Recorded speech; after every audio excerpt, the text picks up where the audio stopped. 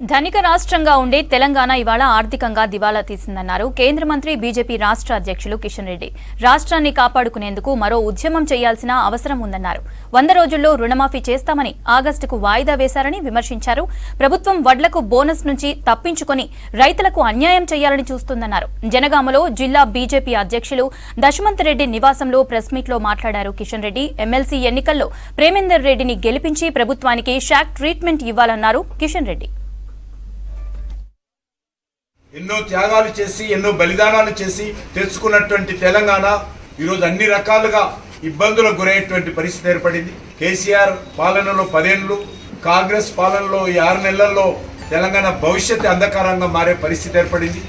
నీళ్లు, నిధులు, నియామకాల పేరుతో వచ్చినటువంటి తెలంగాణ ఈ మూడింటిలో కూడా నిర్లక్ష్యానికి గురి కాబడతా ఉన్నాం, అన్యాయానికి గురి కాబడతా ఉన్నాం. ఈ రాష్ట్రాన్ని 2 పార్టీలు కలిసి అప్పుల రాష్ట్రంగా, అప్పుల తెలంగాణగా మార్చేశాయి. ఈ 6 నెలల్లో ఇష్టారాజ్యాన్ని నప్పు చేస్తూ ఉన్నాడు.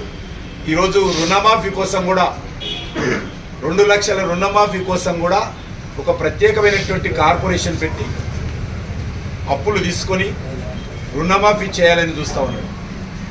కాబట్టి వీళ్లకు ఈ రాష్ట్రాన్ని ఏ రకంగా నడిపించాలి, రాష్ట్ర ఆర్థిక వ్యవస్థను ఏ రకంగా గాడిన పెట్టాలి, ఈ రాష్ట్రాన్ని ఏ రకంగా ముందుకు తీసుకెళ్ళాలి, రాష్ట్ర ప్రజలను ఏ రకంగా తమ కాళ్ళ మీద కాళ్ళు నిలబడే విధంగా మరి కార్యాచరణ ప్రణాళిక రూపొందించాలో వీళ్లకు చిత్తశుద్ధి లేదు, వీళ్ళకు ఆలోచన లేదు.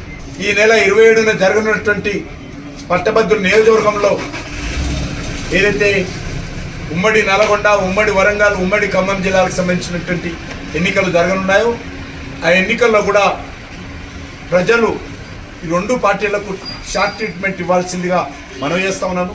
బీజేపీ అభ్యర్థిగా పోటీ చేస్తున్నటువంటి ప్రేమేందర్ గారిని భారీ మెజార్టీతో గెలిపించాల్సిందిగా